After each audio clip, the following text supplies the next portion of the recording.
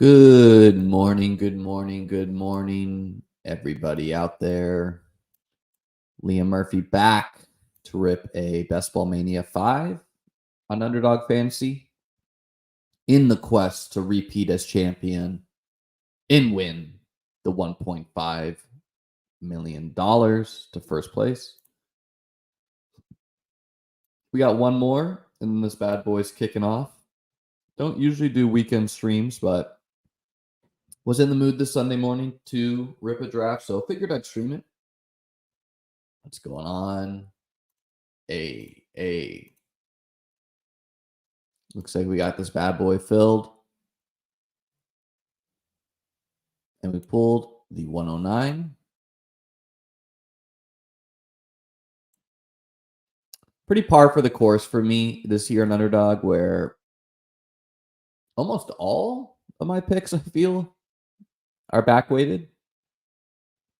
Got a lot of 104s as well. Not a lot of 102 or 101s, but that's just how the cookie crumbles some years. A reminder that this time, a week from now, actually, I'm going to be flying to Ireland for 2 weeks. Been working on my Irish accent. But I'm still going to try to stream occasionally over there. And of course, we'll be updating rankings still at beatbestball.com. Going to have an article coming down the pipe tomorrow on late round, low-owned guys who could be league winners. This morning, gave some lighthearted ribbing to friend of the channel here. Nez put out a tweet of some guys he would like to draft and all of them. And I was surprised to see Chig Okonkwo's name show up for tight end because I said Chig is bad at football because he is. And Nez says, damn, he must be a huge cost to take a swing on. And, obviously he's being sarcastic here, but it's so easy to do drafts and be like, this guy's cheap. How could it even hurt me? And I agree in the 18th round, right? Like, look, if you swing and miss on an 18th rounder, it's not going to hurt you. But you're probably not winning contests. Because I said, league winners exist in the late round, so settling for Chig is an expensive opportunity cost. Correct. Meaning, I wasn't winning BBM2 without Rashad Penny, Amon-Ra St. Brown, and Christian Kirk. Let's go A.J. Brown today. I wasn't going to win the DK 555 without Zay Jones, Jerick McKinnon, Trey McBride in the last round. You weren't winning last year without getting Jaden Reed in the late rounds. So it may be hard to identify the league winners. You weren't winning last year if you didn't get Kyron Williams, late round guy. So when you settle for a guy who, to me, I know is never a league winner, and at tight end, you don't need to be, right? You give 3 20-point games, 3 15-point games, you'll take that. Could Chig do that? Sure. Davis also seems to be on the side of Chig because Davis said, what if he isn't, though? And I said, then I'll be a year late. We're on the clock. Let's make our pick real quick. Nico and Ayuk quickly becoming two of my favorites. They go after guys like Olave and Devontae Adams to target competition concerns. But we're just going to shuffle these picks, by the way. My way of randomizing. Try not to even look at it. I don't even know if I'm dragging correctly. We went with Ayuk that time. But this is where Chig showed up in the ESPN analytics. Certainly not an all and be all, but that's Alec Pierce, Michael Gallup, two guys who are terrible last year. And I said the green one, by the way, is your ability to catch the football, which he is one of the worst at. Which, obviously he is in control. If we go to catch rating, Dawson Knox was bad at that. Yeah, Dawson Knox has gone to like a hand-eye specialist to try to fix his catching issues. Also, last year he suffered through injuries. Chig Okonkwo, second worst in the NFL overall at tight ends. You're looking at guys like Mike Gesicki, Tyler Higbee, Chig, Hayden Hurst, Durham Smythe, right? So this is not a good list of people to be grouped in with. Is it possible that Chig Okonkwo, who's only 24, turns the corner? Sure, right? He's only 24. We know tight ends take a little bit to break out, but I feel like people take that and they'll just willing to forgive anything. They're like, takes a while, who cares if they suck? Well, now we got some reporting that there's another guy in the room, Josh Wiley, we'll call him. And I said it would be a shame for all the people still in love with Chig Okonkwo if he was beat out by second-year tight end who sports an 8.98 raw athletic score, Josh Wiley. Chig's only 24, so not impossible he takes a leap, but he's been actively bad to date. And then there's some fluff articles on Josh, and here's his Raz. I have an article coming out also on the tight ends I like, kind of studying the late round hits. You need to be athletic. You need to at least be a 6 or higher. Like there's no tight ends below a 6 Raz. We can forgive your Raz score like a guy like Chig because you're just kind of smaller, but you still have nice testing here. But, a lot of the good tight ends, 8.5s, 9.0s, 9.5 Razes. So I don't like Chig. He's been bad. There's now another guy in the room. Not to mention, now he's competing with the wide receiver 3 there is Tyler Boyd. Probably stiffer target competition there. Now you got Calvin Ridley, stiffer target competition there.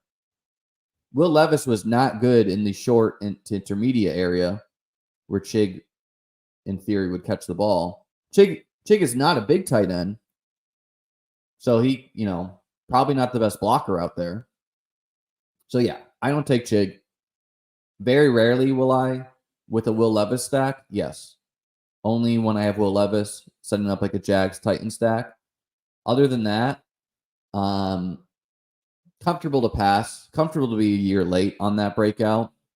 And when you got a guy who could supplant him, don't really feel the need to risk on a guy who I actively don't like and I think is bad at football at this time of the year.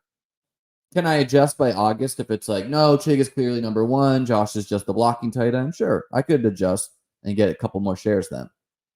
But that's how I approach drafting early.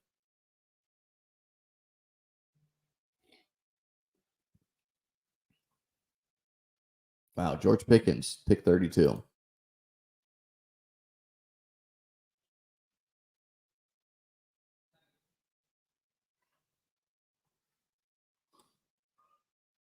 All right. Let's do the 3-man shuffle. Diggs is a guy who, like, if I was only doing one draft, would I take Diggs? No, I would not. Because we're concerned with him, right? He lost a step last year. Now, I'm willing to forgive that because the rumors he was playing through, like he was really good to start the year, and then he got hurt in the Jags game over in London. So I'm kind of willing to forgive that a little bit. But he's competing with really good guys, Nico, Tank. We went Tank this time. I pretty much prefer Tank straight up over Diggs. I have them ranked next to each other, baking in ADP a little bit. And Diggs is the guy who will fall in drafts, especially in the high stakes ones. So I don't want no Diggs, but yeah, don't really have many big concerns on Zay or Tank. I don't get the people hating on Zay Flowers. I don't get that. Seems like he offers a high weekly upside attached to the Ravens.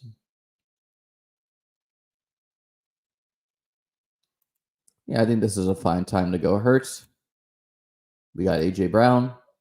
Don't usually like to take Hurts over the consensus QB1, Josh Allen, but when we have A.J. Brown, seems like a time to do it. As you just take Chig and Titans game stacks, That's what I'm saying. Yeah, like I'll rarely do it there, but now with 5th round pick last year, Josh Wiley. What if Chig is a 0? And I know he doesn't offer upside. Let them keep drafting Chig. Yeah, I know, right? I really do myself no favors when I camp up for a player who I think is bad, who other sharp to semi-sharp people are taking.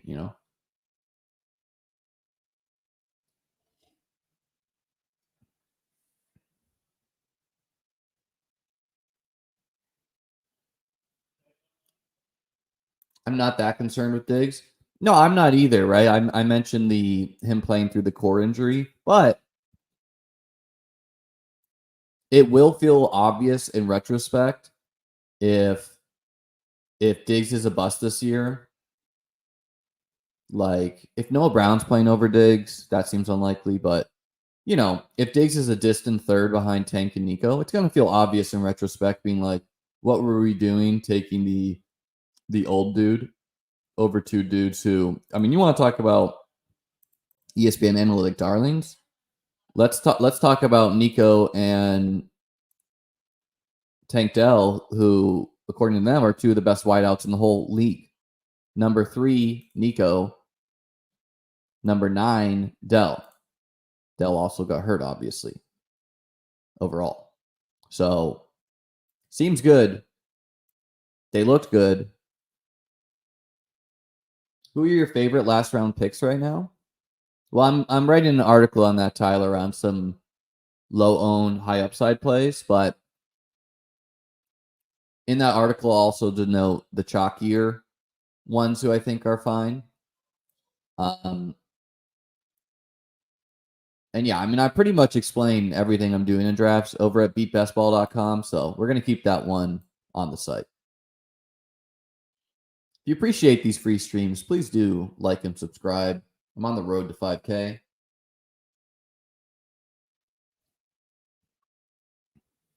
How are you navigating the wide receiver landscape? Usually having at least 3 wide receivers through 4 rounds. From there, sometimes I go wide receiver heavy. Sometimes I take some detours. How much Fields exposure do you think you'll end up with? Wow. I got this last night too. Josh Allen and Kincaid in the 5th.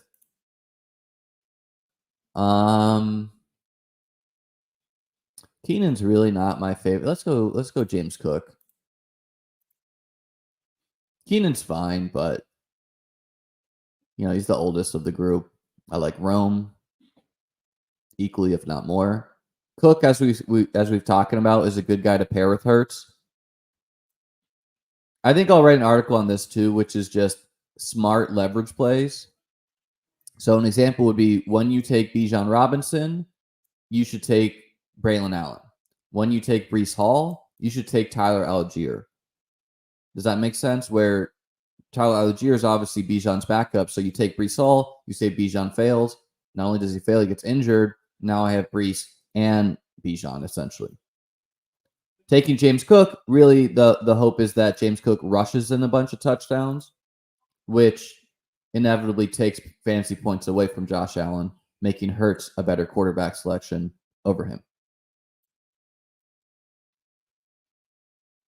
Have you tried the 10 or 15 second Schnauzer?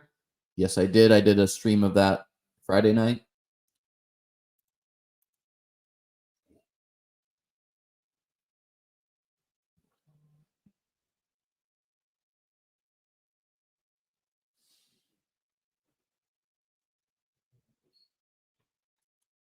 All right, let's build out a Houston thing here.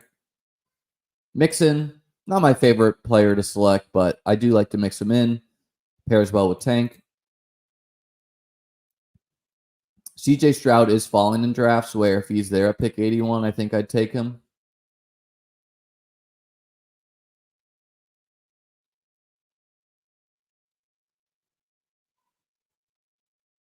How much Fields exposure do you think you'll end up with? A decent amount. It's kind of like my exposures are not just purely BBM5 because I do some high stakes DraftKings drafts, the 555, which by the way, I'm sitting in the lobby of. There's only 5 people in there right now, but if it did fill and I'm streaming, I'll stream that for us too.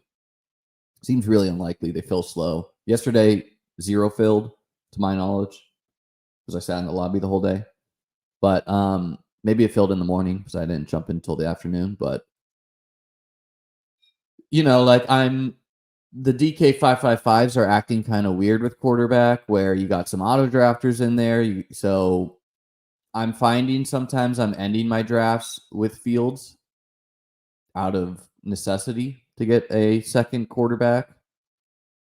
And I've even started to pair him with Russ at times, who, like yesterday or the other day, I did a team where I Jaden Daniels and I think like Drake May and Daniel Jones would have stacked with my team. So I was like, great, I'll get those guys at their ADP. Both of them went. And so I was staring at a list of Fields, Russ, Aiden O'Connell, who I think is the starter, but could be wrong. Bo Nix, and JJ McCarthy. And so I said, all right, obviously I could take two guys on different offenses and just kind of hope I'm threading the needle there and getting 3 quarterbacks. But with Daniels, I elected to go with just Fields and Russ. So I have a Daniels, Fields, Russ team where I'm locking in the Steelers starter. I also had a Chiefs player, so some correlation there. And I got Daniels. And I think that's like enough upside at quarterback where it's not something I want to do a lot. But I think both, like Russ, even though Russ is comfortably worse than he used to be, naked Stroud, he still gave you some games above 20 points. And ideally he gets benched for Fields, right? So I've done the Fields and Russ thing a couple times. To start the year, I was just going Fields. Yeah, Keon Coleman. My relationship with Keon Coleman has been this. When he was in the hundreds, I took him always. When he was in the 88, I took him always. When he climbed to the 60s, I took him 0% of the time. When he climbed to the 50s, I took him 0% of the time. As he's dropped back to the 80s, which to me is just some content creators pushing like a quote from the GM, which didn't even seem that damning. He's dropped back down to the 80s, right? Nothing has changed for Coleman. Basically, people liked him to begin because he had good press conference quotes. And now he's not like sending any quotes to the media for a bit. So he's been falling. Crazy for the Josh Allen drafter to take Aaron Jones over him, by the way, in my opinion. Running back, wide receiver correlation I'm happy to make. Because the upside case for Coleman hasn't changed. No, he could still be beat out by Curtis Samuel. He could still be beat out by Shakir. I guess even Claypool and Carew could play over him. Let's go Jake Ferguson here and get a correlated piece with the Eagles for week 17. Also a player I like, Jake Ferguson. So yeah, Coleman being like the last big upside swing feels good. Next wide receivers to go, Jameson Williams, Curtis Samuel. Like, okay, Jameson Williams we know can turn in some big games, but unlikely to turn in a big year.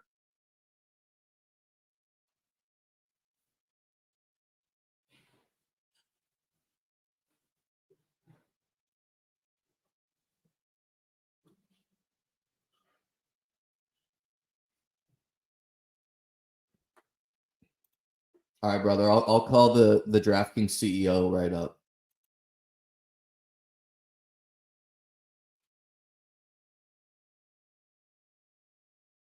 Why isn't Mixon getting priced higher? Jacobs ADP is early 5th. Mixon should be there too. Well, first of all, Jacobs ADP, okay, he went early 5th in this one, but you can get Josh Jacobs at the end of the 5th all the time. Second of all, there is like infinity running backs you can do that with. Why does Ramondre go at the 7th turn? Why does Rachaad White go at the 6th when you could get Kamara in the 7th? Why does the Buck starter go in the 6th when you could get the Bear starter in the 8th? Why does Mixon go in the 6th when Mostert scored 18 touchdowns and he goes in the 8th? Why does the Bills starter go in the 5th when you could get the Raiders starter in the 8th? right? There's a lot of running backs you can nitpick this with. And again, I don't like this is kind of like a draft mentality of trying to hit the best player in each round. If Josh Jacobs scores 4 touchdowns against the Vikings week 17, it's pretty irrelevant that you could find similar points later in the draft. So yes, I'm not in the business of repeatedly buying bad ADPs, but I want to understand how these contests are won.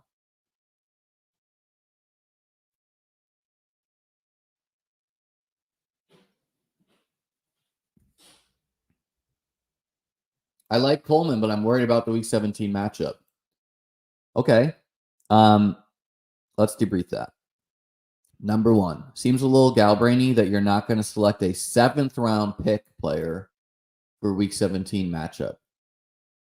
Number two, what if Sauce Gardner gets hurt? Do you view the Jets defense the same? What if their other corner gets hurt? Right? There's a lot of ways where that matchup can turn positive. I'm okay nitpicking in the first round. Like in the first round, I don't like Brees as much because I think it's a negative run game environment.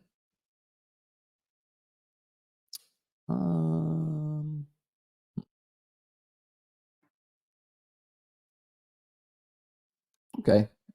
Let's go Njoku and be done. Yes, Goddard stacks, but I don't have a lot of Njoku, and I already have AJ Brown. So let's do Njoku this time. And I quite like. I think Miami's defense is just bad, and so targeting Browns players that get to play them week 17 seems positive. But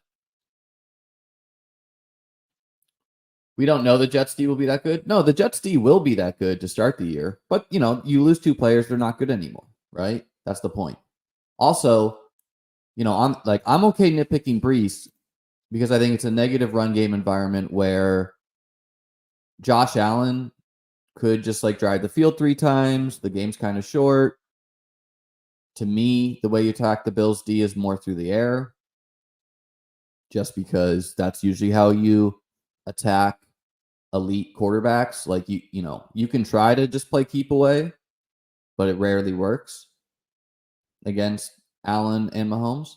So I prefer Garrett Wilson against the Bills. I'm not fading that full game. I think Garrett Wilson could get his, but I'm not as loved with Brees. I think nitpicking a week 17 matchup though in the 7th round for a 2nd round rookie who you could basically call a 1st round, right? Like top of the 2nd, does not seem as good process to me, especially considering he was going 2 rounds higher for a lot of the draft season. Could go triple tight end here.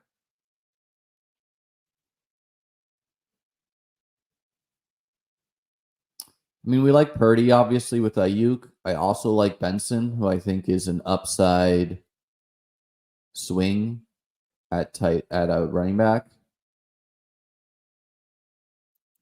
Let's go Benson today. I've gone Purdy a lot there.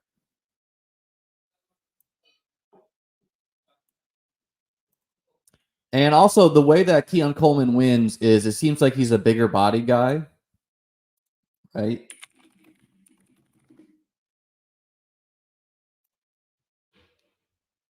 (6'3", 213. Let's compare that to Stephon Diggs. Stephon Diggs, 6 foot 195. So the point is, Keon Coleman is a big boy, and so he just kind of profiles as like a red zone option where you throw him the ball at the 5, you hope someone throws a block for him, and you hope he rumbles into the end zone. Kind of winning like that. And you can do that against any defense, no matter how good they are, right? That's not the same as beating your man and getting open.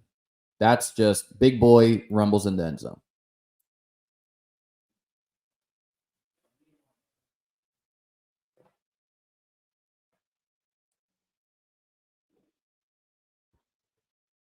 And again, I think Coleman is a guy who has downside. right? There are seasons where he only has 500 receiving yards, maybe 600. But also a massive swing at upside. I'm going to need to get a coffee refill here. I think I'm going to do it right now.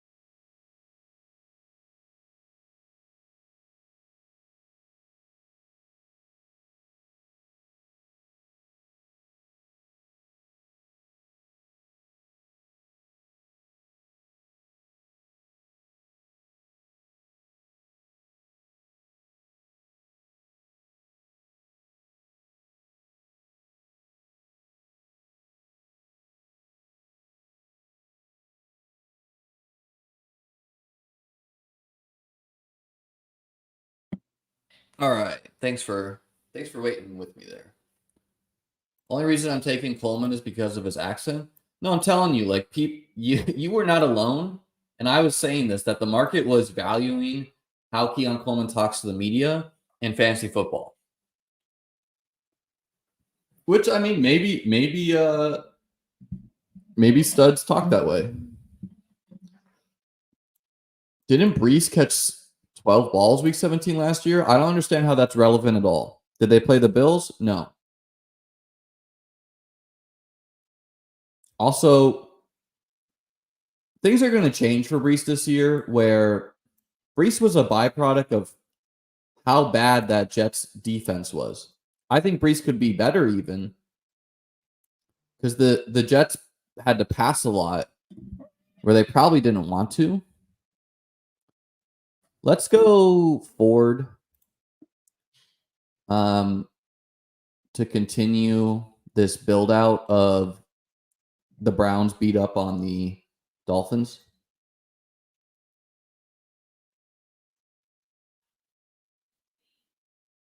You ripping a schnauz after this? I am not.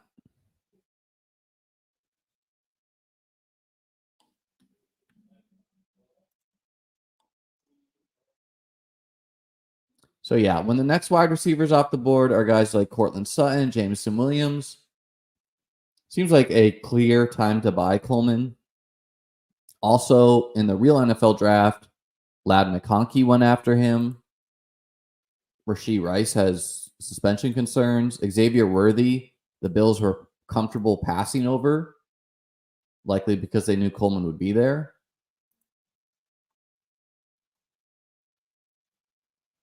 And we know the Bills are going to be good again.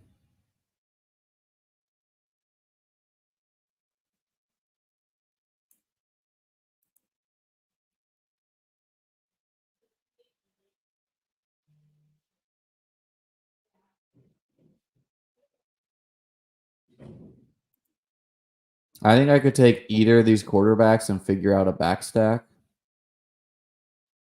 But we're going Josh Downs. Where we're definitely like in today's running back market,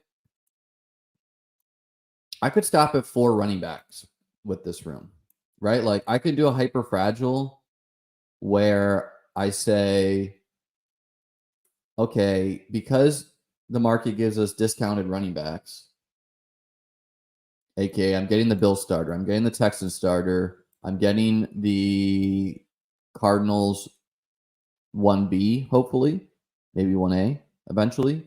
I'm getting the Browns 1A, 1B. That's 4 potential starters, 4 dudes who are going to play. This used to cost a lot more. I can stop you. I'm going to add a 5th to this group, most likely. because I already feel like I'm done at 2 tight ends. I'm only going to add a second quarterback.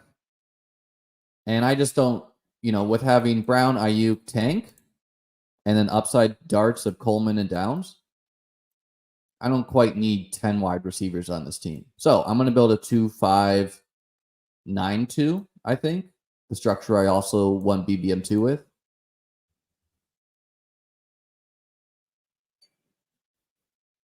Hopefully Coleman can catch. Yeah, that's one of the things he's good at, actually. Wide receiver drops really hurt them in the playoffs. Yeah, Leggett is another guy who, Leggett is like free. So I find myself buying him absolutely at cost.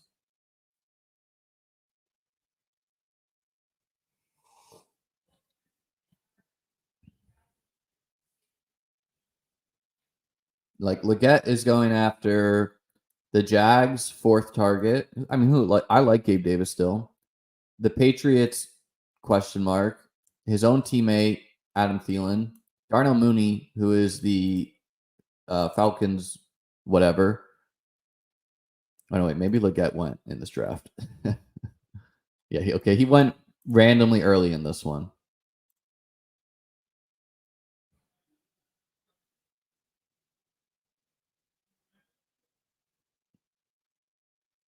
Sure. Ricky Pearsall. A first round pick, past ADP, potential 0, right? But that's why he's here.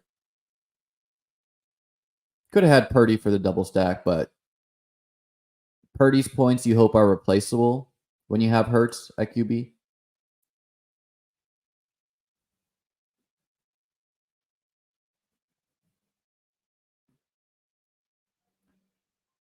Any chance I can enhance the board? Let's see what we can do for you, buddy. It makes it just kind of harder on my end. So I understand you're watching on your phone, but maybe don't do that. What are we looking at for quarterback? Not good. Okay, let's do Ray as our last running back. Yes, I have James Cook already, but I think that's a combo you can easily pair together where Cook, like the main thesis of Cook is that he scores explosively. So either on a wheel route or a 75-yard run or a dump off, etc. And then Ray Davis, you hope, is your goal line back, your change of pace back. So they can definitely be paired together.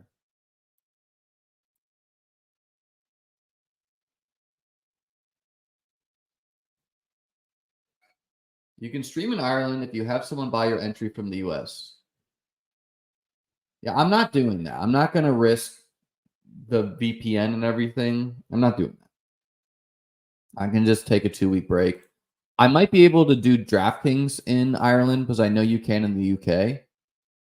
And more so, what I would do is I would either invite a guest on. We would stream it on my YouTube, but we would draft from their account. I'd pay for the entry, obviously.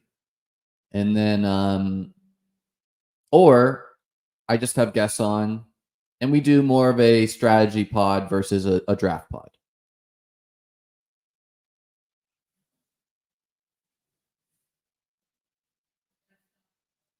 No, I'm not putting in slow drafts. No, thank you. Literally can't imagine going to Ireland for the first time in my life and being like, okay, let's check this slow draft. Not for me.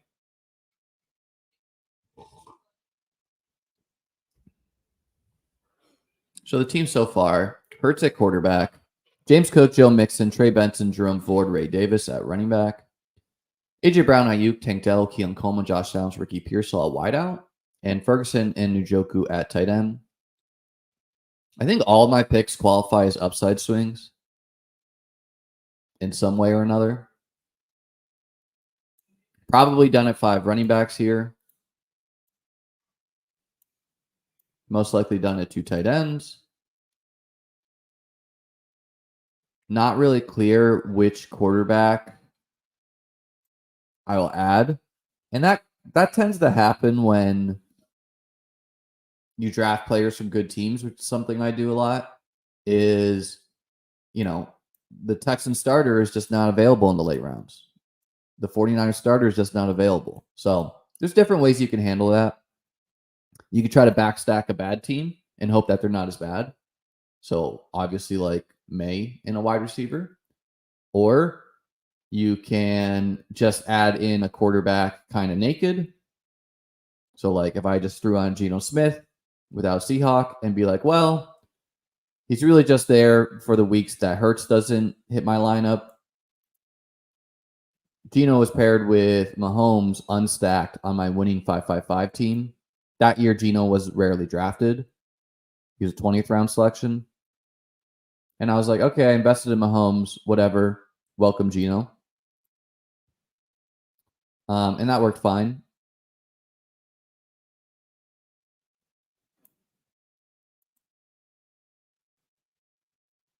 A guy like Justin Fields obviously qualifies, where you're swinging at upside with an elite.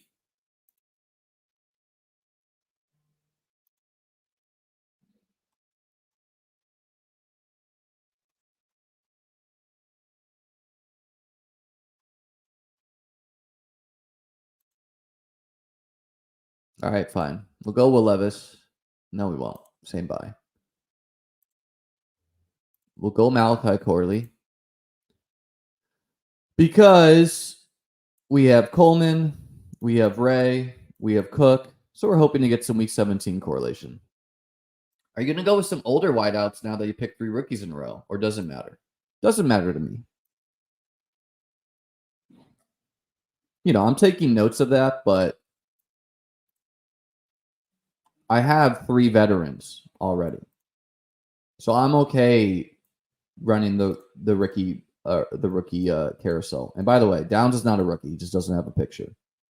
Right? So I only have 3 rookie wide receivers, but I'll go even more extreme than that at times.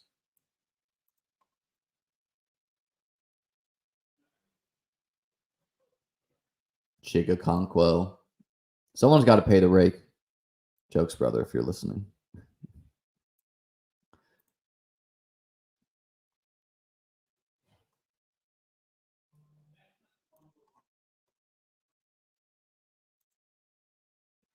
All right, let's go Luke McCaffrey. I really like Luke McCaffrey, another rookie. Pretty free in drafts. Fits the Bills an upside swing. Unlike Roman Wilson, Malachi Corley are players who I question what their floor is, because Malachi could be beat out by Xavier Gibson. Roman Wilson, I mean, it's the Steelers, so they could just not play him. Calvin Austin could beat him out. I legitimately don't know who could beat out Luke McCaffrey. So there's your floor covered, where I think he's at worst wide receiver 3. And then you got the upside ability of he beats out Jahan Dotson. He's more target dominant than Ben Sinnott. Just Jaden Daniels is good. So pretty rare to find a floor and upside. And that's the type of thinking that had me drafting Kyren Williams a lot.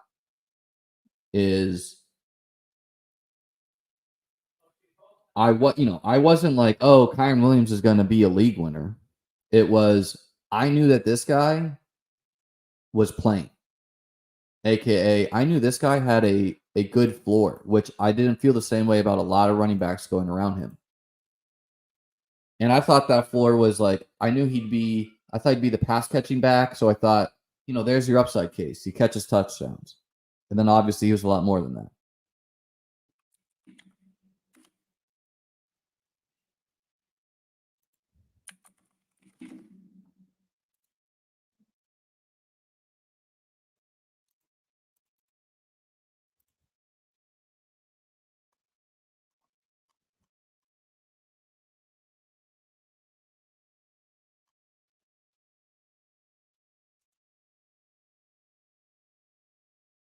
Are you concerned about Sanat with Zach Ertz being on the team? No. Can Sanat be a 0? Yes. But I personally do not think Zach Ertz has found the fountain of youth this year. Could he? Could he play? Sure. But I don't know, man. He couldn't even find a team last year. So I'm just not worried about that.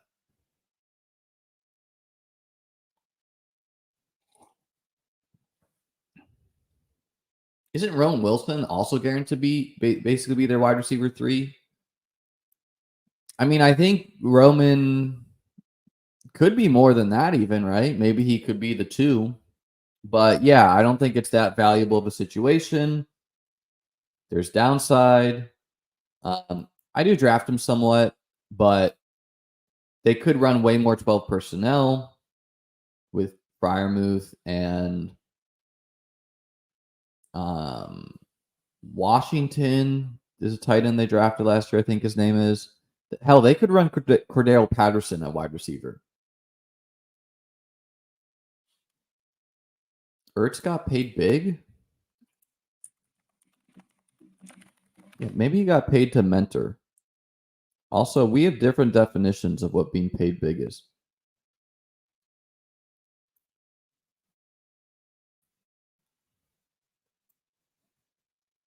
A $1.2 million contract, guaranteed $1.9 million. That's like barely minimum than the vet min. I think he got paid into to mentor. We got, of course, the naked CJ Stroud guy was a lock to go for QB. All right, we do need to figure out our second quarterback now. I think it's going to have to be May.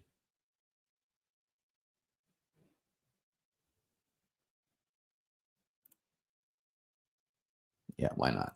Right. 3rd overall pick in the real NFL draft. That type of thinking is what got me in on CJ Stroud. Yes, his O-line sucks. And then, this team honestly could go running back, wide receiver, or tight end. Like, I don't really feel like any position is weak, but we're going to take one of the Patriots wide receivers.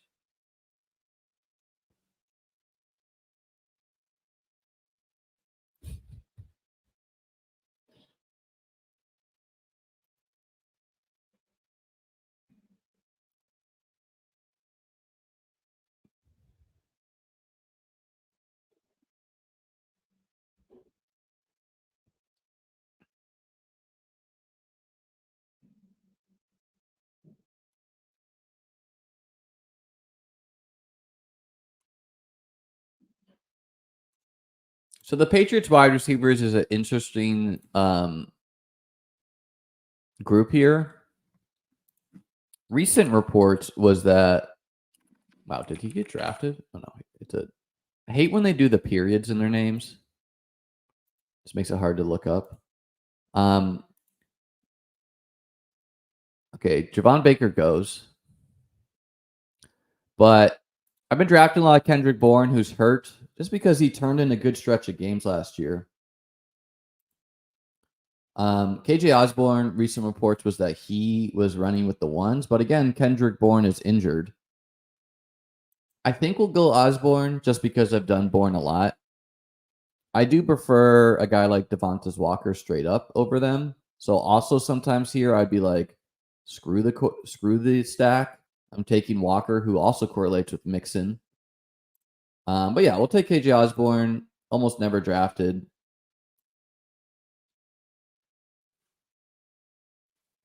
And taking a guy who's almost never drafted has some upside. Let's see how these guys fared last year. Bourne was good according to ESPN Analytics. 14th overall amongst wideouts. Osborne was serviceable. Can't really look up the other ones. Was their rookies? Juju, not really worth looking up, but he was terrible. These are your down bad wideouts. And Concerning for Hollywood Brown that he's amongst the group of Michael Gallup. This is also, if you needed further confirmation that Jahan Dotson's probably not good, being close to Sky Moore is not good for him. MBS, we know what he is. DJ Chark down here. We know that about DJ. Well, tied with Quentin Johnston, which is just poetry. A little bit of pump the gas for Demario Douglas, but he was a rookie. Jameson Williams down here. JSN down here. Gabe Davis. Okay, Gabe Davis produced at wide receiver 81, so now we're getting the line of where you can still produce down here. I wonder if Demarcus Robinson qualified. He did. And was good. Khalil Shakir, and Michael Wilson, positivity for these two players. Two guys who I think are interesting to gamble on. I think I'm going to do a deeper study on some ESPN analytics. It obviously isn't everything. Like, let's look at last year. So, Tyler Lockett, really good. Lost a step, right? Let's look at the bad guys. Quez Watkins, bad. Okay, yeah. AJ Green, bad. Okay, yeah. MVS, bad. Okay, yeah. Anyone who is bad but actually produced. Corey Davis, bad. Retired. Romeo Dobbs, bad. And produced. Gabe Davis, bad. And produced. But we kind of know, like, that's kind of like their quarterbacks doing that, right? Brandon Cooks, bad. And produced. Nelson Aguilar, bad. And somewhat produced, actually. Kirk, not great. Got hurt. DJ Chark, bad. DJ Moore, bad. And produced. That one's interesting. Debo, bad, but like he wins in a weird way. How about our goods?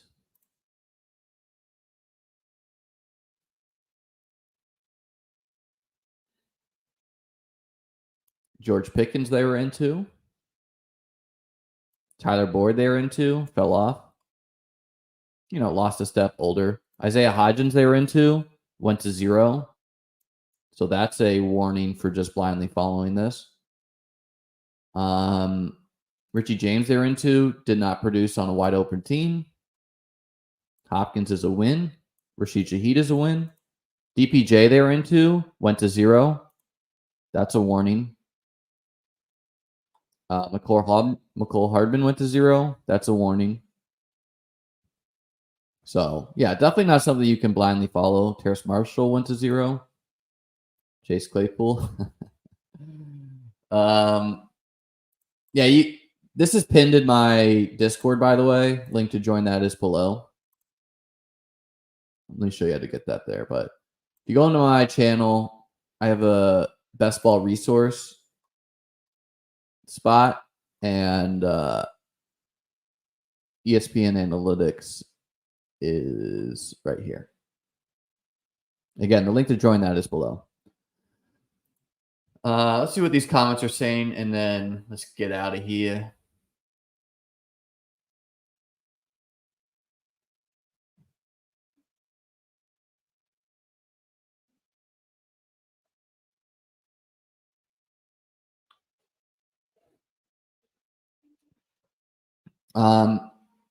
Shout out my YouTube members, become one. All right, ladies and gentlemen, please do me a favor. Hit the like, hit the subscribe. On the road to 5K, check out beatbestball.com where you can get all my rankings and strategy articles. Got some interesting things coming down the pipe there. And have you updated your rankings the last few weeks? Yes. That's something that I always tag in my Discord, by the way. And why I recommend you become a member is I have a beatbestball.com and I say, hey, just uploaded DK rankings, just uploaded underdog rankings. Going to update these on Tuesday. Not many players I'm going to change, but a little bit on the back end. And you can find those up here. Going to have drafters rankings next week as well. No comment.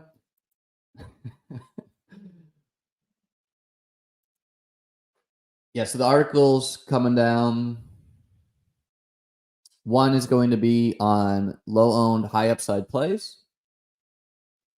Another one's on the late round tight ends. Got a bunch of other stuff I want to write. So appreciate you guys being here. Have a great Sunday. See you tomorrow.